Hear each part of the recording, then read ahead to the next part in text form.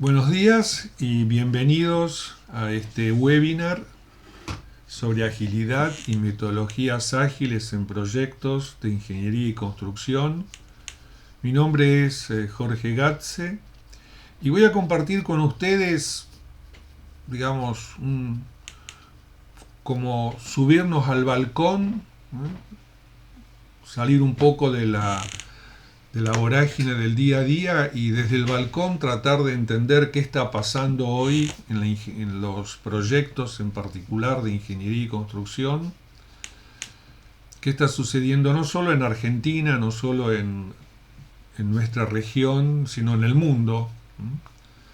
Y también compartir con ustedes experiencias que estamos teniendo en las empresas en que estamos colaborando, ya sea a través de servicios de formación y cursos, como también de asesoramiento y consultoría. Compartir con ustedes qué están haciendo estas empresas, cómo están viendo la evolución de sus modelos de negocio hacia metodologías y enfoques ágiles. Una breve presentación. CBPRO es una organización que ya hace más de 20 años, empezamos en 1999, a dar capacitación y consultoría en temas relacionados con gestión de proyectos, gestión de riesgos, con actividades in company, actividades abiertas. Esta es nuestra página web. Acá están algunos, por ejemplo, de los cursos que estamos dando actualmente. Algunos ya han sido dados en forma de modalidad abierta, pero otros lo estamos dando en forma para las empresas en la modalidad in company. Y en nuestra página web también, la página web de CBPRO, van a encontrar el canal de YouTube en el cual están todos los videos de los webinars anteriores que hemos dictado en los últimos años. Entonces vamos a nuestro tema, y nuestro tema de hoy de los proyectos de ingeniería y construcción tiene que ver con proyectos de inversión de capital, en definitiva, ¿no? O sea, ¿qué son proyectos de inversión de capital?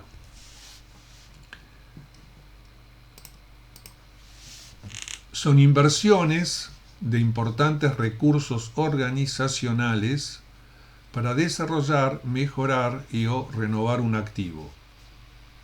Y a partir de esto generar flujos de fondos por un tiempo prolongado, ¿no? Eso es lo que define a los proyectos de inversión de capital.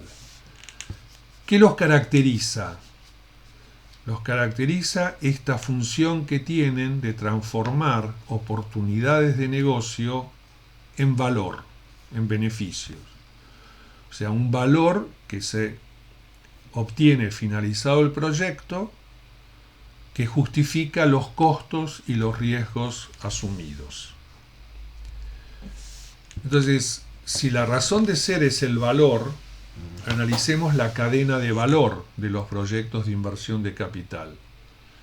Y la cadena de valor tiene su origen en la estrategia y planificación del negocio de la compañía, de la organización.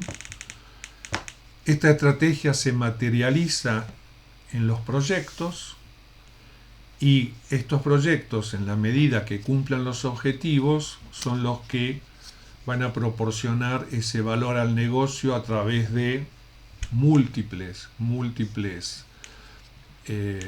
dimensiones, como puede ser el valor actual neto, TIR, market share, posicionamiento en el mercado, etc. ¿Qué nos interesa a nosotros de esta cadena de valor?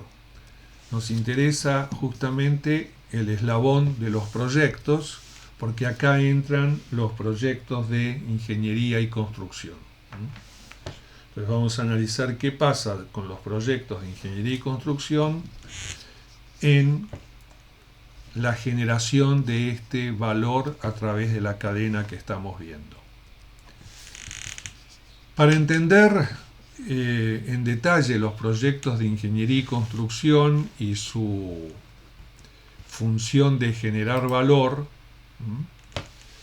tenemos que verlos también como una cadena de valor en sí mismo, o sea, son parte de una cadena de valor, los proyectos de ingeniería y construcción, pero a su vez también ellos tienen su propia cadena de valor.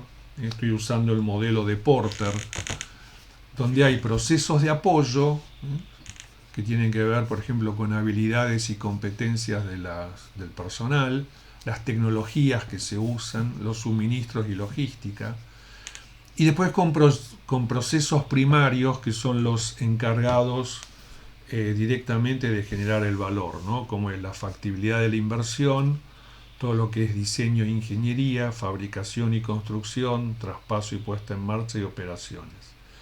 Y estos procesos primarios, dentro de la especialidad de ingeniería y construcción, los podemos agrupar en dos grandes etapas, o sea, los procesos primarios los podemos agrupar en la etapa de maduración o FEL o front-end loading y en la etapa de ejecución del proyecto EPC.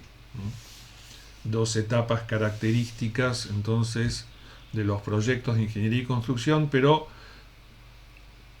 justamente muestro la cadena de valor para que no analicemos las etapas en forma aislada del resto de la organización.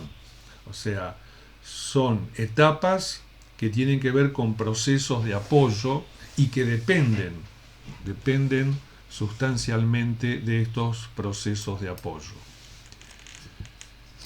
¿Cuál es la realidad de la industria de los proyectos de ingeniería y construcción hoy? O sea, voy a usar la fuente como fuente de esto, informes que ha publicado la consultora McKinsey y que tal vez conozcan. En general, a nivel mundial, vemos que son proyectos que no cumplen los objetivos de calidad, plazo, costo.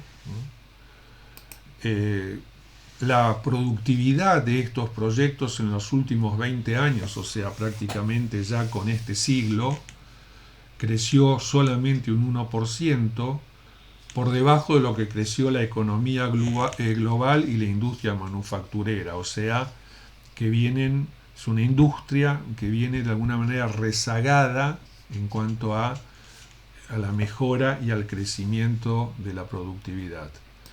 A grandes rasgos, ¿cuál es para McKinsey las causas de esta situación? Inadecuados procesos de diseño, pobre gestión de los proyectos, o sea, pobre incorporación y uso de las metodologías de gestión de proyectos, insuficiente capacitación del personal. Es una industria que está como en un círculo vicioso, como tiene baja rentabilidad no capacita, ¿no? Una vez trabajando yo en la industria como profesional en una empresa de ingeniería y construcción, planteamos la necesidad de íbamos a implementar sistemas de gestión de calidad según las normas ISO 9001. Entonces planteamos la necesidad de capacitar al personal para poder justamente implementar y desarrollar mejor todas estas buenas prácticas de los sistemas de gestión de calidad. Y la respuesta de la gerencia general fue: vamos a capacitar cuando tengamos rentabilidad. Bueno, lamentablemente nunca se llegó a tener rentabilidad y a los años la empresa desapareció. Pero es un poco esto que viví yo personalmente, es lo que todavía sucede. O sea, esperemos a estar mejor para generar los medios que nos permitan estar mejor. Entonces es un círculo vicioso que termina en definitiva siendo perjudicial.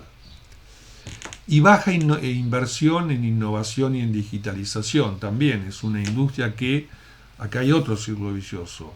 Como la rentabilidad es baja, no tenemos capacidad de innovar, pero en la medida que no innovemos, y que no nos, digamos, actualicemos con las tecnologías modernas, también va a ser difícil mejorar la rentabilidad. Entonces, ¿por dónde empezar? Entonces, ¿cuál es la situación actual? ¿Cuál es la dificultad actual en esta cadena de valor de la inversión de capital? Y de alguna manera los proyectos. O sea, los proyectos son, los proyectos de ingeniería y construcción son el cuello de botella en lo que es inversión de capital. Y una manera de ver esto, ¿no? de poner en números por qué son el cuello de botella en la creación de valor que debería generar la inversión de capital, vamos a ir a otra organización, el IPA, Independent Project Analysis, una organización internacional que se dedica justamente a analizar, evaluar, auditar, colaborar con proyectos de inversión de capital, de ingeniería y construcciones. Entonces, en su experiencia, en su base de datos, el IPA tiene una alerta, ¿no?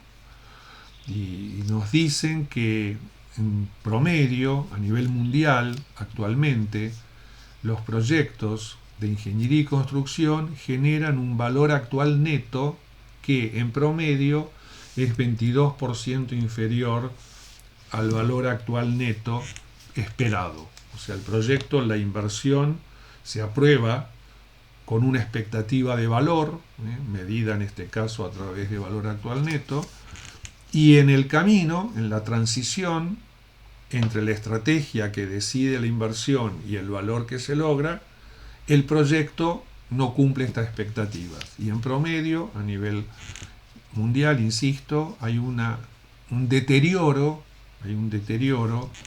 del valor que generan los proyectos. Uno de los referentes del IPA, de esta organización, es Edward Merrow.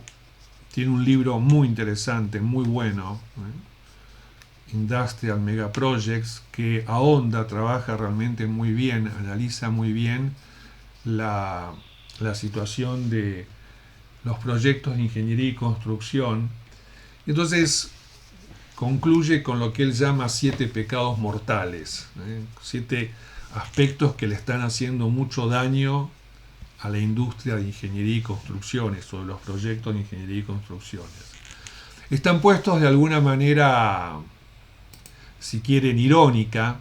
Van a ver que estos 7 pecados mortales están expresados de una manera muy particular. Por ejemplo, el primero dice: lo quiero todo. ¿Qué significa lo quiero todo?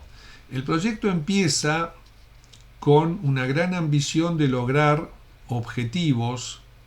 O sea, todo proyecto, en definitiva, tiene múltiples objetivos.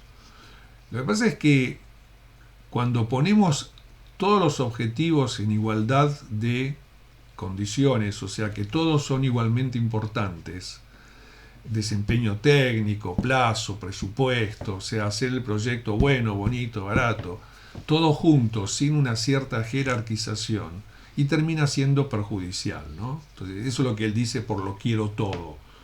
Entonces, una cosa que recomienda es, jerarquicen objetivos. No todos los objetivos del proyecto tienen la misma incidencia en el valor que se espera que genere a su término. Lo quiero para ayer. Esto, quienes estamos en proyectos de ingeniería y construcción, lo vivimos a diario, ¿no? O sea, plazos de proyecto que realmente parecen más utopías que realidades, ¿no? O sea, plazos de proyecto que no se condicen con las condiciones reales en las cuales hay que llevar adelante el proyecto. Dejemos los detalles del acuerdo para después. Los proyectos de ingeniería y construcción tienen que estabilizar muchas cuestiones de su contexto, con distintos interesados, con sindicatos, con municipalidad, con Secretaría de Medio Ambiente, con superficiarios en upstream. O sea, hay mucho para, de alguna manera, equilibrar en el entorno del proyecto. Entonces hay como esta percepción, bueno, dejémoslo para más tarde, no es urgente hacerlo ahora. Entonces se hace a último momento, cuando justamente se pierden las capacidades de negociación con estos distintos interesados. No desperdiciemos tiempo y esfuerzo en el front-end, o sea, en la parte de maduración, ¿no? Claro, como la maduración no genera resultados concretos, no hay obradores, no veo los caños. Entonces, da la sensación de que no se está generando valor, ¿no? Porque hay digamos, como el plazo es muy restringido, entonces esta etapa tan fundamental como es la maduración de la solución se pasa muy rápido, ¿no? Y después vamos a ver los efectos de esto. Hay que recortar las estimaciones de costos, ¿no? ¿Cuántas veces nos encontramos que nos dicen, bueno, a ver, pasame la estimación de costo de ingeniería, déjame ver, y la orden cuál es? Bueno, bajame un 10%. ¿Y por qué? Porque hay que bajar un 10%. ¿No? Entonces, hay un voluntarismo en recortar las estimaciones de costos. Que el contratista se arregle, por eso lo contratamos. Otro problema muy serio, después lo vamos a hablar un poco, ¿no? O sea, esa relación de adversarios entre comitente y contratista, que si bien es mundial, también es mundial esta reacción que está habiendo hoy, concretamente en estos últimos años, donde grandes clientes y grandes contratistas, sobre todo por ejemplo en el área de gas y petróleo a nivel mundial, están ya dándose cuenta que la relación de antagonismo, que la relación de enfrentamiento, no les sirve ni a unos ni a otros. O sea, es una relación que lleva y produce pérdidas y produce deterioros tanto en el cliente como en el contratista o proveedor. Pero bueno, así como lo dice esta persona, Edward Merrow, que el contratista se arregle, por eso lo contratamos. Y el séptimo pecado mortal, que es el que de alguna manera padecen los project managers, y bueno, quien haya sido project manager esto lo ha vivido, a mí me ha tocado vivirlo. El séptimo pecado mortal es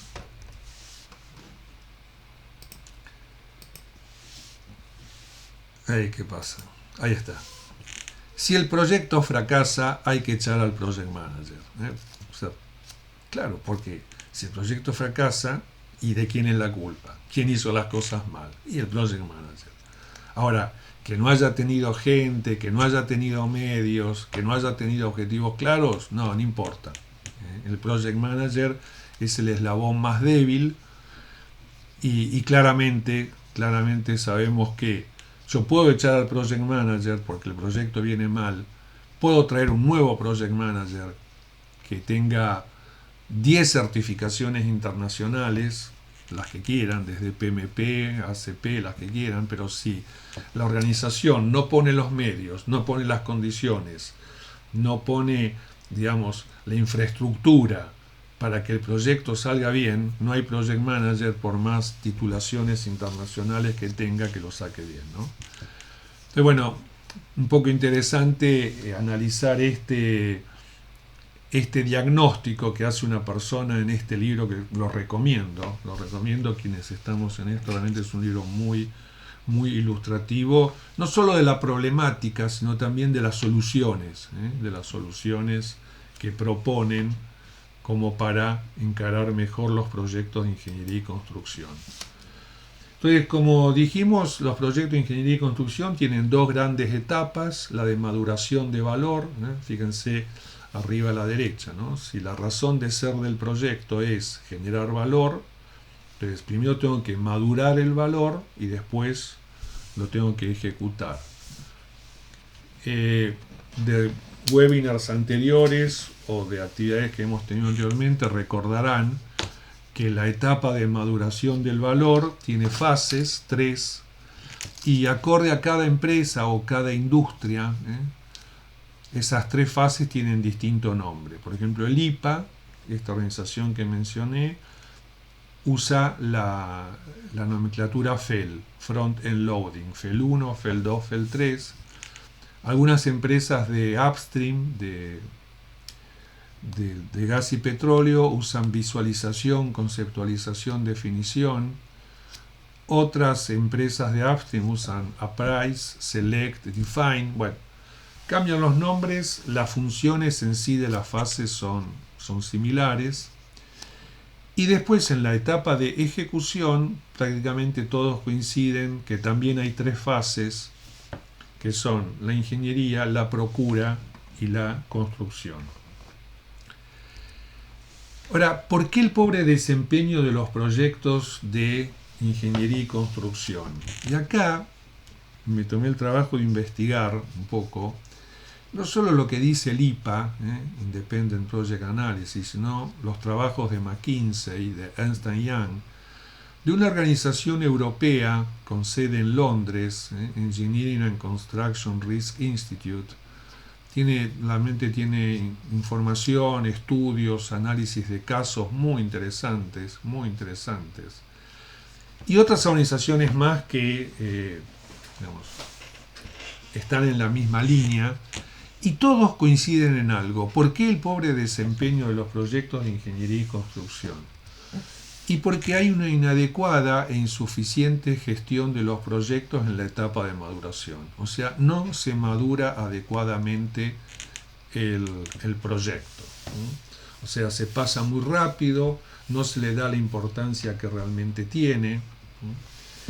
Y en particular, el IPA,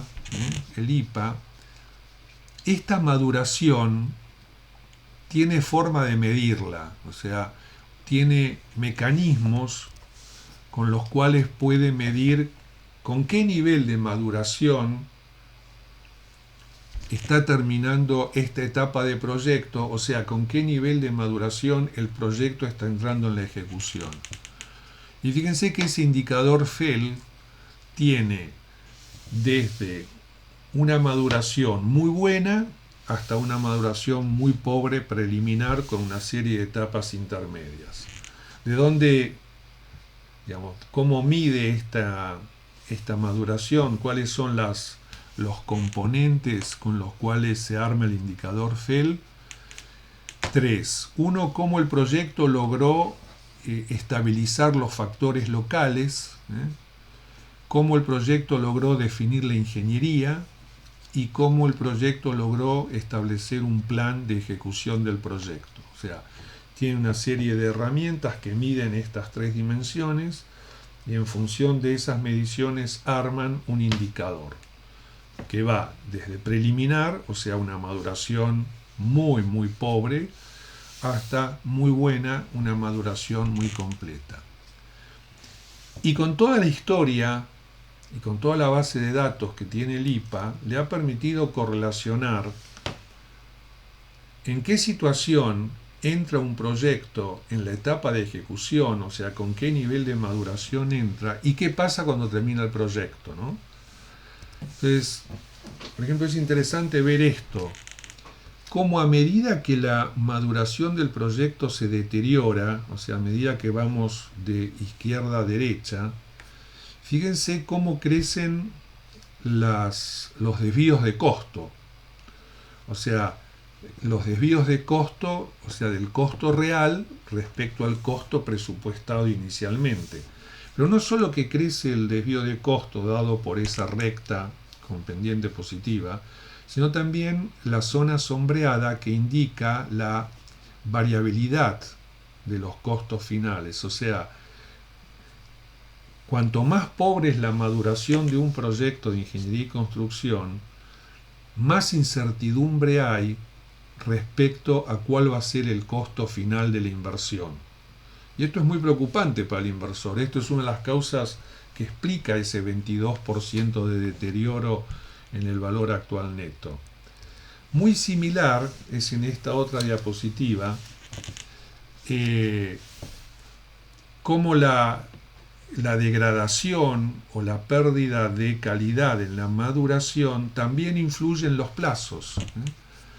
Cuanta más pobre es la maduración del proyecto, los plazos finales de proyecto más se desvían respecto a los plazos previstos inicialmente. Y esto también sabemos tiene un fuerte impacto en el valor actual neto.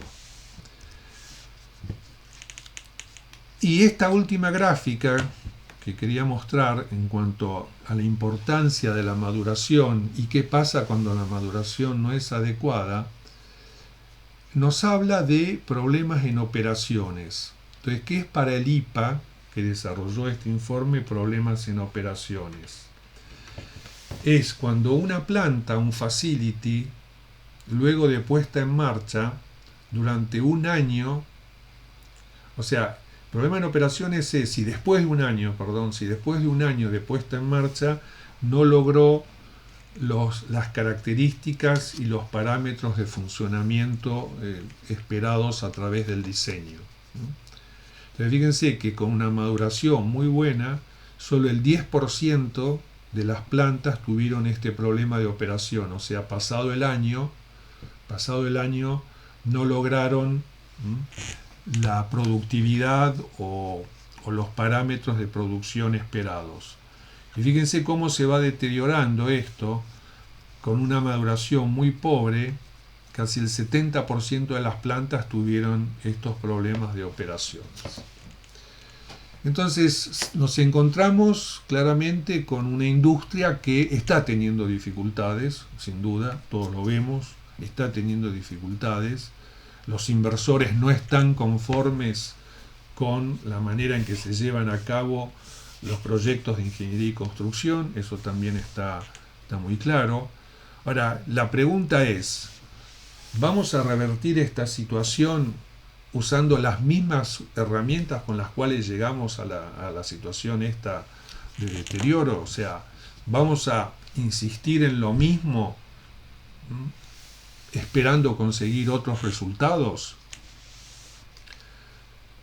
Porque tampoco es agradable esta foto, no sé si se acuerdan, ¿no? Una conferencia de prensa de alguien que en un momento no pudo contener las emociones y dijo, no creo que hayamos hecho algo malo, pero en definitiva perdimos, ¿no? El CEO de Nokia, cuando no reaccionaron a tiempo ante lo que el entorno y el mercado y la industria en la que estaban le marcaban. O sea, no sigan insistiendo con formas que les han dado éxito cuando ahora estamos compitiendo de otra manera o compitiendo con en otro tipo de mercado, con otra tecnología, con otro tipo de consumo. Entonces, creo que hay hoy en la industria, y yo lo veo en las empresas en las que me toca colaborar, veo que hay como, por lo menos, un darse cuenta de que no podemos seguir insistiendo y trabajando como veníamos trabajando hasta ahora, porque claramente los cambios que se están produciendo en el contexto obligan a replantear métodos y herramientas que fueron útiles y que fueron muy adecuados, pero en otro contexto, en otro tipo de competencia. Tampoco hay que circunscribir y analizar solamente el proyecto, ¿no? Creo que es importante, cuando abordamos los proyectos de ingeniería y construcciones, no mirarlo solamente, con el efecto túnel, mirar el proyecto y no mirar la estrategia de la compañía, no mirar la estructura de la compañía en donde se hacen los proyectos, los sistemas, la cultura, los share values, o sea, la cultura, los valores, porque claramente estos cambios que ahora van a ver que se están produciendo y que ustedes ya muchos los conocen, requieren también de un fuerte cambio cultural, de los estilos de gestión, los estilos de management, de cómo incorporamos y qué rol juega el personal en estos cambios y en esta nueva forma de competir. claramente todos conocemos, y en estos últimos meses creo que no hubo webinar, no hubo actividad que no nos haya recordado que estamos en un entorno VUCA, un entorno que como modelo ya se lleva más de 30 años, ¿no? Porque fue desarrollado allá a principios de los 90, que nos dice que hoy estamos compitiendo en un ámbito volátil, incierto, complejo y ambiguo, y que la volatilidad de alguna manera requiere de una visión clara, un propósito claro. La incertidumbre, ¿cómo se gestiona? A través del entendimiento, o sea, la incertidumbre obliga a entender. O sea, obliga a entender, por ejemplo, cómo son las variables sujetas a incertidumbre. Obliga a entender el comportamiento de esas variables. Por ejemplo, si yo tengo incertidumbre, por decir algo, con el precio del petróleo, yo voy a tener que entender cómo funciona el mercado para de alguna manera poder establecer escenarios. Si yo tengo incertidumbre respecto a las variables de costo y plazo de mi proyecto, voy a tener que entender cómo se comportan esas variables de costo y plazo del proyecto para poder justamente asignar escenarios tanto a los distintos ítems de costo como de plazo. La complejidad requiere claridad y la ambigüedad, y acá aparece un poco lo que queríamos poner en el centro de esta presentación, requiere de agilidad. Pero hoy este contexto VUCA no viene solo, sino que se retroalimenta con algo que también está presente en todas las organizaciones, que es esta cuarta revolución industrial, ¿no? Que es la revolución industrial de la digitalización de los datos, de la conectividad digital, que está cambiando formas de trabajar, que está generando nuevas empresas, así como haciendo desaparecer a otras. O sea, creo que la revolución industrial alimenta un contexto VUCA que además requiere de nuevas transformaciones digitales, o sea, es también un ciclo que se realimenta. Entonces, cuando analizamos toda esta situación, cuáles son las megatendencias que hoy estamos viendo en todas las industrias, y creo que la industria de ingeniería y construcción no puede estar ajena, no puede estar a espaldas de estos grandes cambios. Las megatendencias hoy son entornos tanto políticos, económicos, sociales en rápida evolución, continua y creciente introducción de las tecnologías digitales, que muchas veces son disruptivas porque cambian sustancialmente modelos de negocio, formas de trabajar, acelerada digitalización y democratización de la información, y creciente necesidad y dependencia de talentos, ¿no? Por parte de las empresas. Hoy las empresas dependen mucho más del talento de las personas que de sus equipos y de sus máquinas.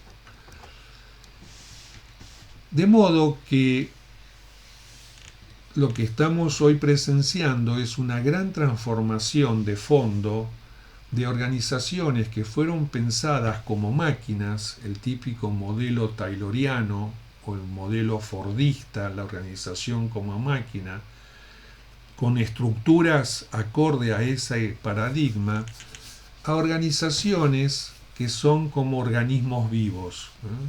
O sea, hoy las organizaciones, para actuar en estos contextos tan cambiantes y tan inciertos, necesitan comportarse como organismos vivos. ¿Y cuáles son las características de los organismos vivos?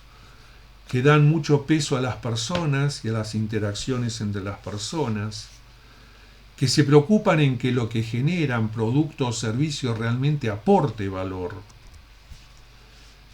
Y para ello hay una cadena de valor, donde intervienen proveedores en distinto grado, procesos internos, procesos externos, para justamente generar ese valor que espera el cliente, el usuario en el mercado, y una adaptabilidad muy grande a los cambios. Y acá empezamos a ver cuestiones que son claramente ya del ámbito de lo que es el pensamiento ágil o lo que es hoy la agilidad. Si quieren un extremo de agilidad, ya que estamos en el tema, fíjense esta declaración hace una semana. Sebastián Fernández Silva, VP de Mercado Libre, en La Nación Revista dice: la agilidad está en nuestra esencia. No la buscamos a través de metodologías específicas o procesos, sino que es parte de nuestra cultura. Entonces, ¿qué está diciendo? Y que la agilidad es más una manera de pensar que una metodología. Es una manera de hacer negocios, si quieren. Entonces, una de las cosas que ya vamos a concluir acá es que no hay recetas, la agilidad no tiene recetas, sí tiene una serie de valores y principios que vamos a ver, que cada empresa después verá cómo adecúa esos valores y principios a su modelo de negocio. ¿Cómo surge el agilismo? Bueno, es fruto de ese entorno que habíamos hablado, alta velocidad de cambios, que digamos, le planteaba a las empresas la necesidad de dar respuestas flexibles y adaptativas, basadas en lo que se llama la innovación responsable. Acá hay un tema muy importante, hoy se habla mucho de innovación, la agilidad tiene la innovación una de sus elementos claves, pero entonces, ¿qué es esta innovación responsable? Que creo que también debería, digamos, ser una referencia para los proyectos de ingeniería y construcción. Por eso menciono y voy a poner un poco cuáles son los aspectos que hacen a la innovación responsable. Tiene que ver con la mejora de procesos y productos con los cuales agregamos valor al cliente. Tiene que ver con la reducción de los plazos de entrega. Hoy las empresas, dijimos, buscan reducir los plazos de entrega de los proyectos para mejorar su retorno de la inversión, pero están usando métodos que no son los adecuados. No me parece mal reducir plazos de entrega, pero entonces demos respuestas que realmente sean efectivas. Flexibilidad de procesos y personas para responder a cambios. Resultados confiables que respalden el crecimiento del negocio. Esto es un poco la esencia de esta innovación responsable. Si miramos un poco cómo evolucionó el agilismo, tiene allá unos primeros inicios en la década del 50, Deming en Japón, el ciclo PDCA. Y esto fue incorporado por los proyectos de ingeniería y construcción. O sea, los proyectos de ingeniería y construcción, la mejora continua que tienen los ciclos Plan, Do, Check, Act.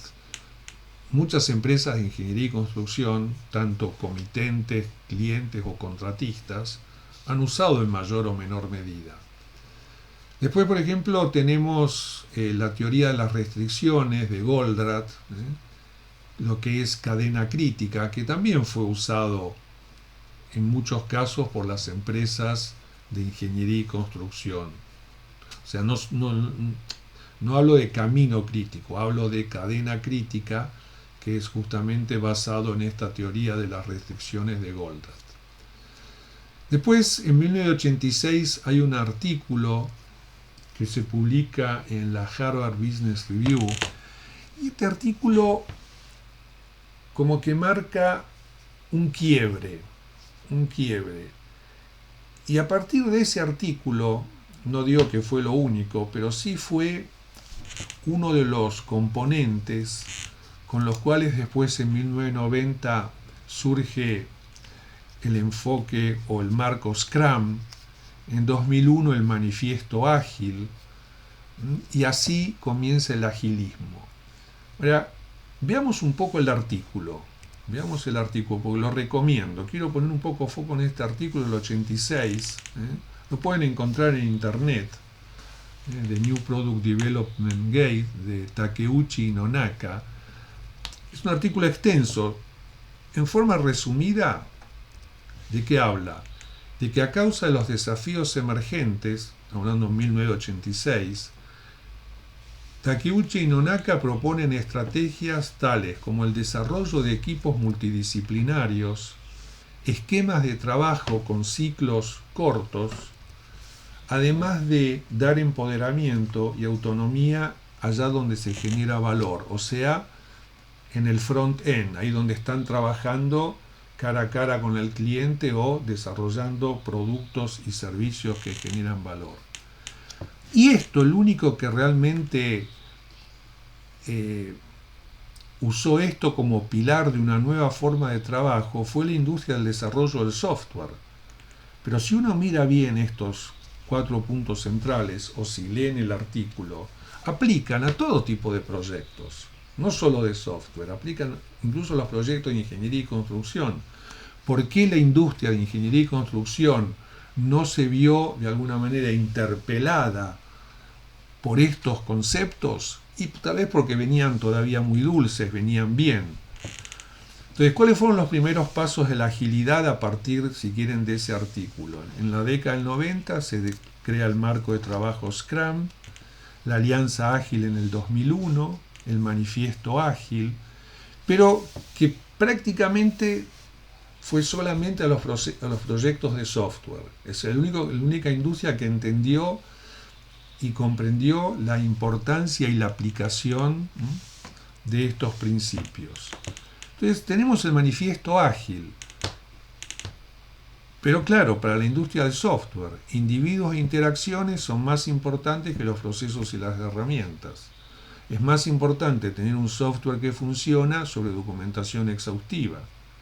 Colaboración con el cliente es más importante que la negociación de los contratos. No es que lo de abajo no sea, digamos, no tiene la relevancia que tiene el concepto que está arriba, ¿no?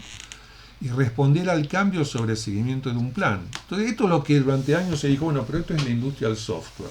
Miren, si yo cambio un solo cuadrante, el que está arriba a la derecha, el verde, y en vez de poner software que funciona, pongo entregables que aportan valor, díganme si estos valores no son aplicables también a los proyectos de ingeniería y construcción.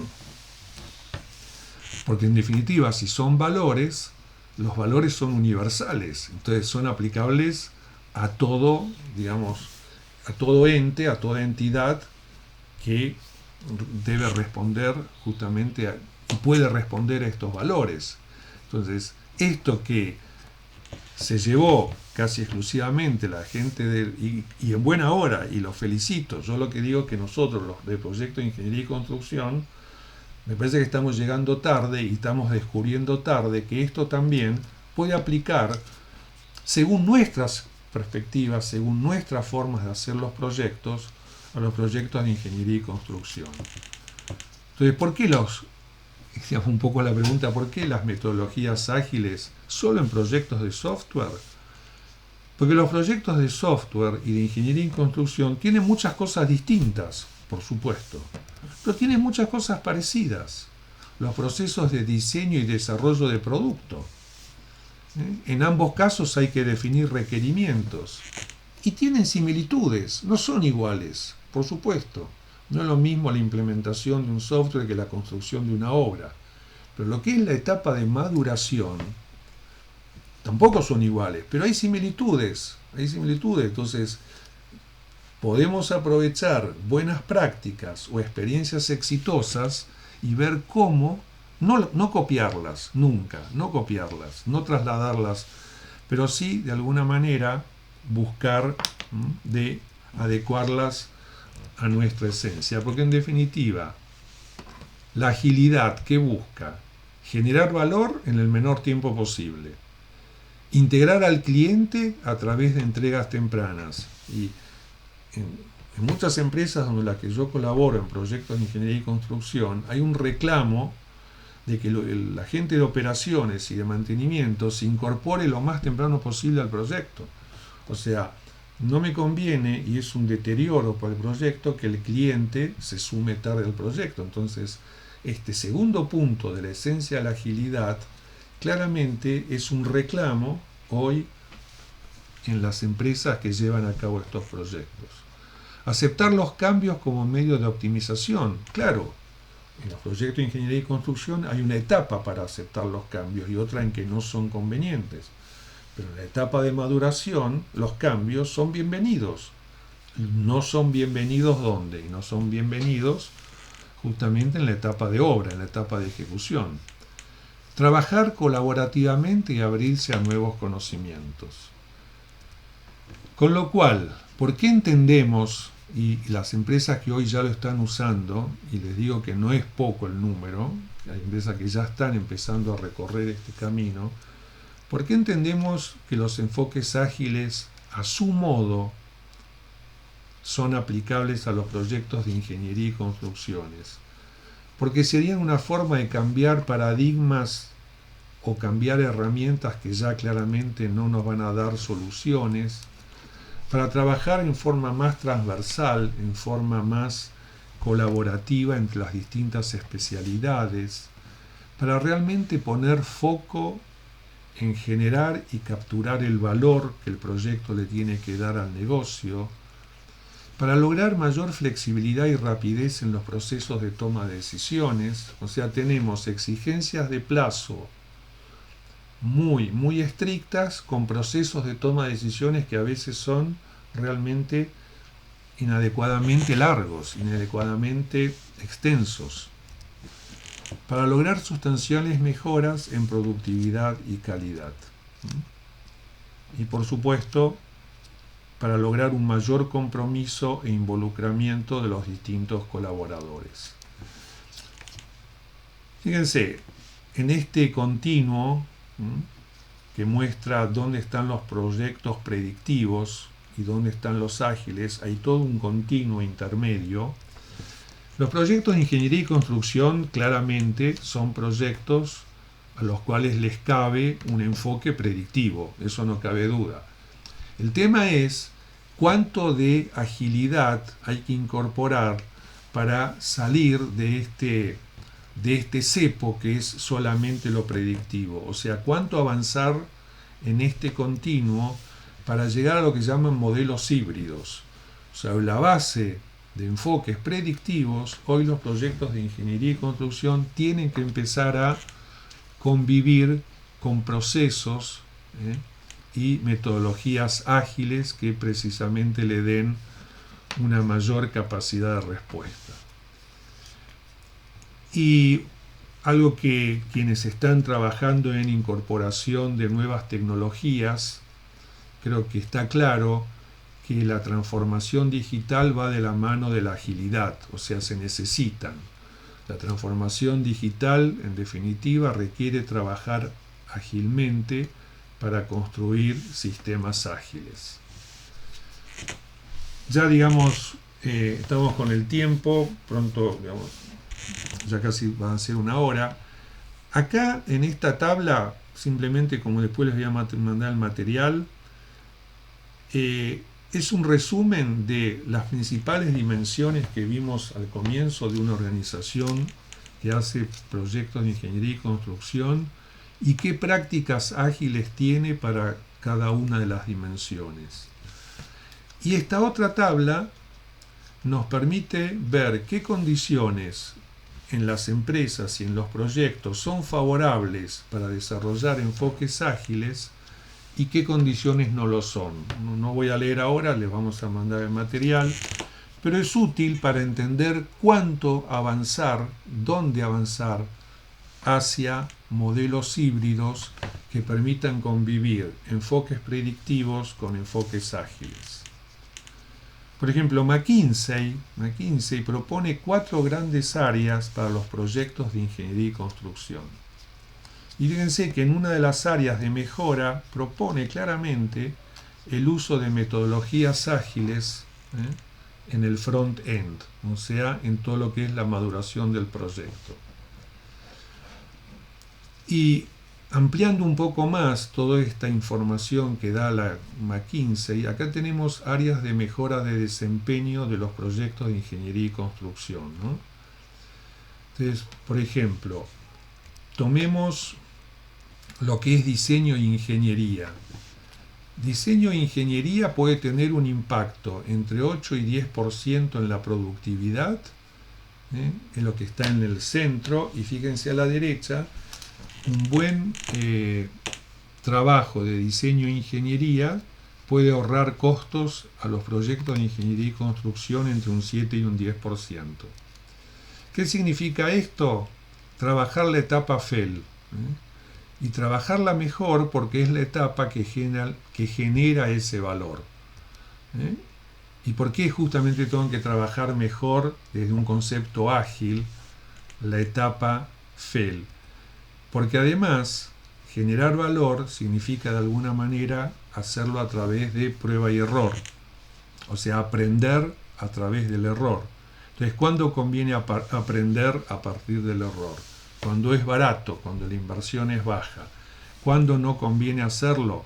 Y no conviene hacerlo en la obra, porque el impacto del aprendizaje en obra es caro.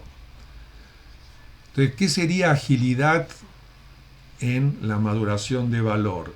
Equipos multidisciplinarios, en un ámbito de alta comunicación, propósito común, aprendizaje continuo, flexibilidad en la toma de decisiones, adaptabilidad en los cambios y focalizados en generar valor.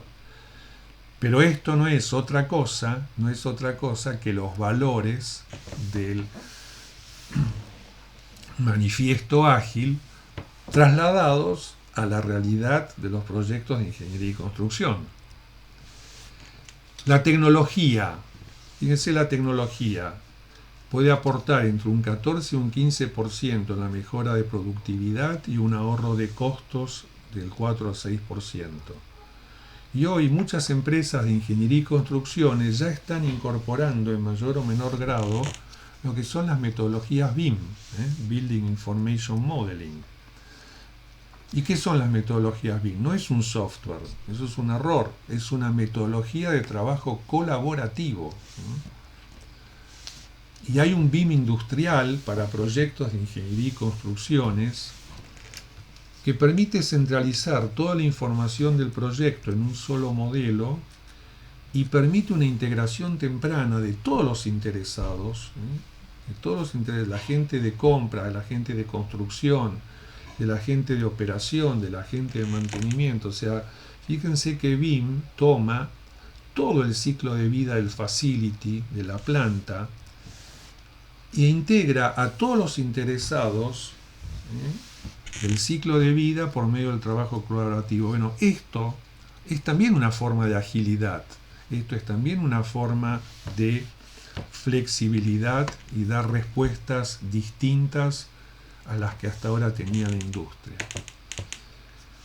Lo que es compras y logística, ¿no? O sea, todos sabemos que en los proyectos de ingeniería y construcción hay una seria deficiencia en lo que es compras, porque se considera, digamos, compras dice ya compré el equipo, ya compré el material, y esa no es la función, sino la función es una logística de abastecimiento que abastezca en tiempo y forma a la obra, o sea, cambiar el foco de la función de compras por una función de servicio, y ahí es donde la agilidad y la tecnología que van a permitir, por ejemplo, conocer la situación de los materiales desde que se hace el pedido de compras hasta que se almacena en obra, geolocalizar la ubicación de los materiales en obra, preservar la seguridad, optimizar el suministro, optimizar costos.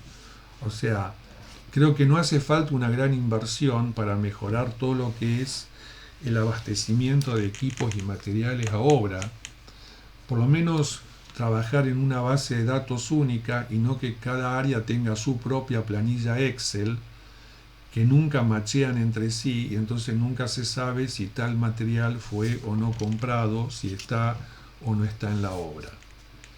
Y ya para terminar, en la fase de fabricación y construcción, acá hay tres grandes aspectos que propone McKinsey, todo lo que es colaboración y contratación, todo lo que es mejora de la capacidad constructiva y todo lo que es ejecución in situ.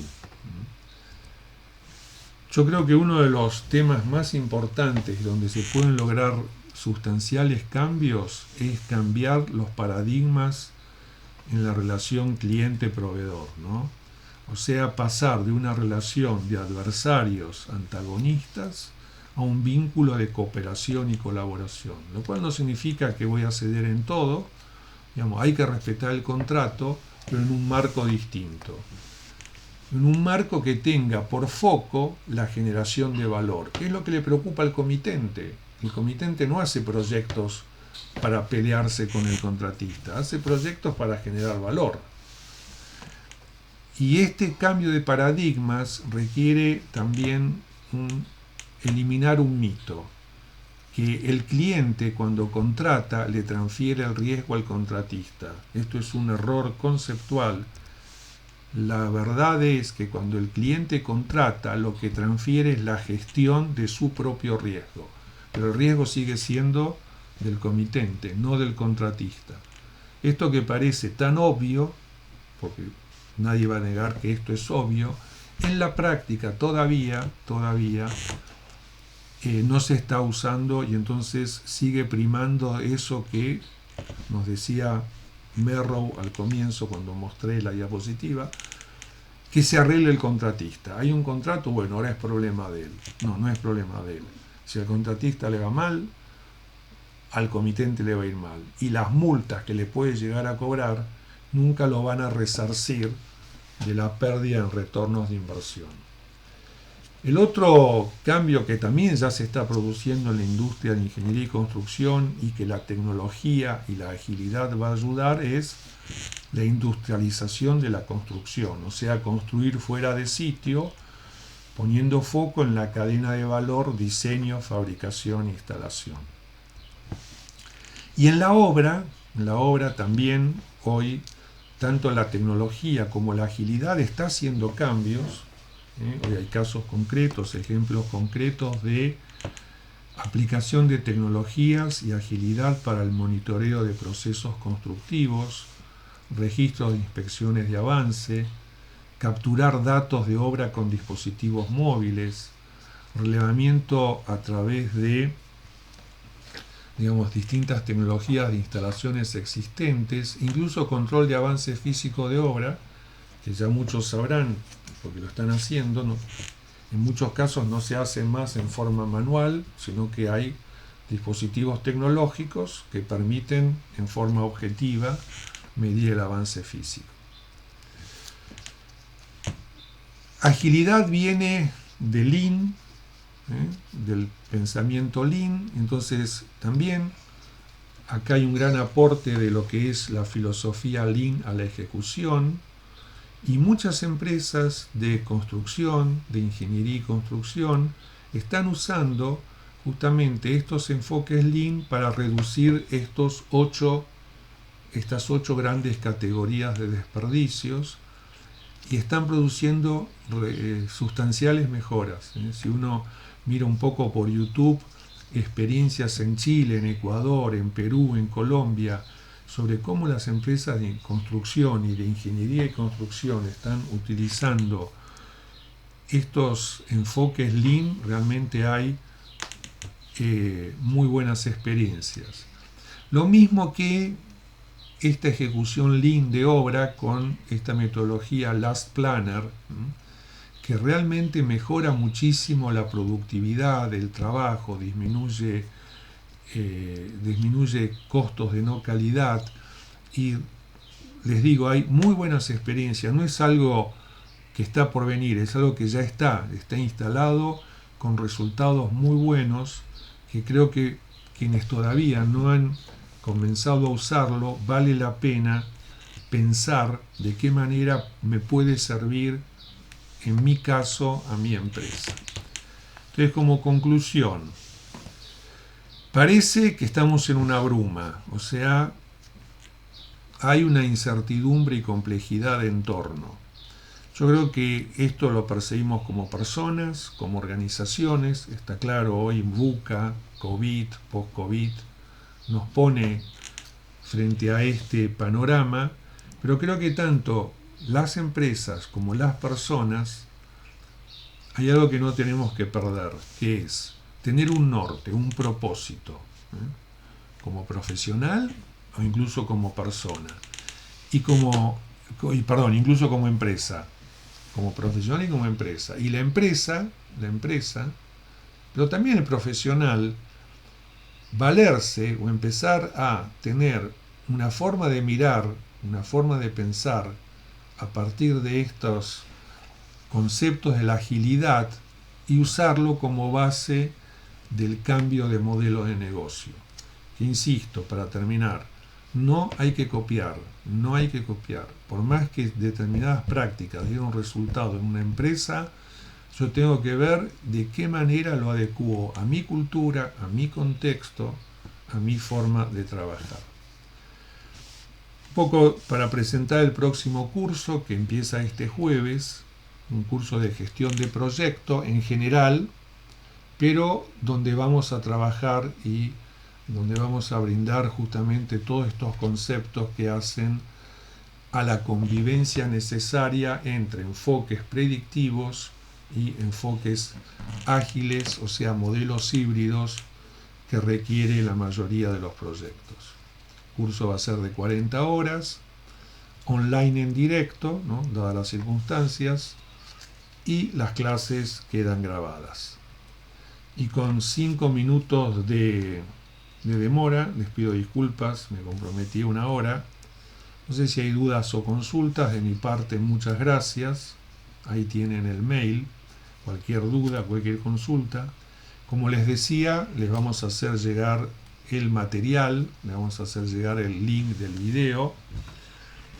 Quedo a disposición, por supuesto, si alguno tiene alguna duda, alguna consulta, y si no, quienes ya les ha ganado el hambre, y creo que en forma justificada, les agradezco haber participado y bueno, nos encontramos en un próximo evento.